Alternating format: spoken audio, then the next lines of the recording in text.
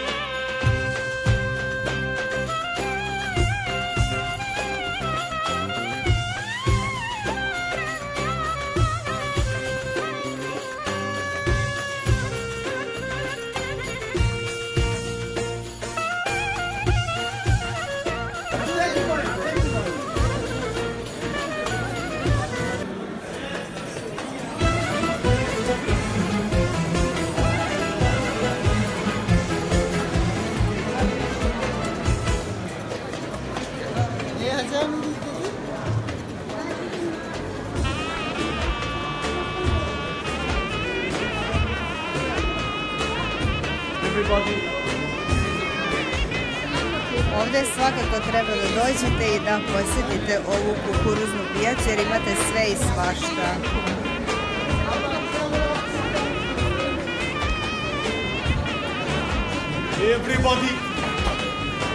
Everybody.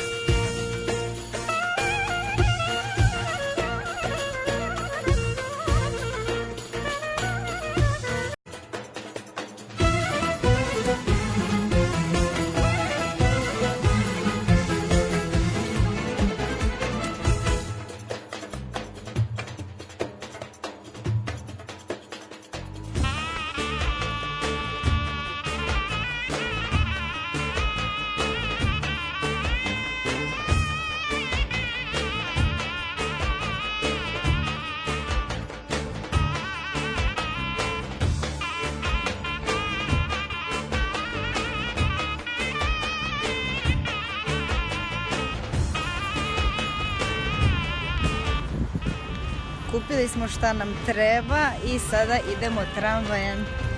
Gde? A gdje? Dobovača palas. Vodimo vas tamo.